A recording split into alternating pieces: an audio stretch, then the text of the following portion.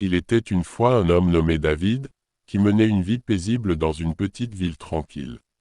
Cependant, sa vie a changé à jamais lorsqu'il a été accusé d'un crime qu'il n'a pas commis.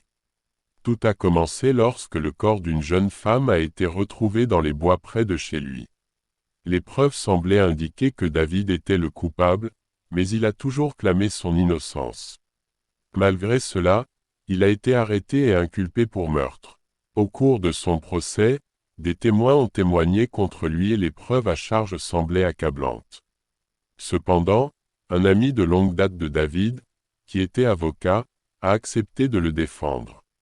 Il a mené une enquête approfondie et a découvert des preuves qui ont disculpé David.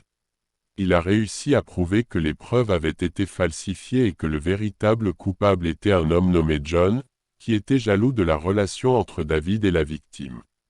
David a été acquitté et a pu retourner à sa vie normale. Cependant, l'expérience l'a profondément marqué et il a passé le reste de sa vie à lutter contre les stigmates de cette accusation fausse. John, quant à lui, a été condamné pour meurtre et a purgé sa peine en prison. Après sa libération, David a décidé de devenir avocat lui-même, pour aider les gens qui se retrouvaient dans une situation similaire à la sienne. Il a passé des années à étudier le droit et à se perfectionner dans son métier. Il a également fait des recherches sur les cas de justice rendus injustes et a aidé à réviser plusieurs cas où des innocents étaient derrière les barreaux. Il est devenu un avocat respecté et craint par les procureurs, qui savaient que s'ils prenaient leur cas, ils devraient se tenir sur leur garde. David a également créé une association pour aider les personnes accusées à tort, en leur offrant un soutien juridique et financier. Il a également eu l'occasion de témoigner devant les législateurs pour améliorer les lois sur les preuves et les procédures d'appel, pour éviter que des erreurs judiciaires ne se reproduisent.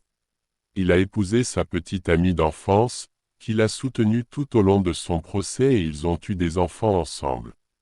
David a réussi à tourner la page de cette épreuve et il a vécu une vie heureuse et épanouissante. Il est mort paisiblement chez lui, entouré de sa famille et de ses amis. Sa mémoire est restée vivante grâce à son travail pour la justice et il est devenu une inspiration pour tous ceux qui luttaient pour la vérité et l'équité.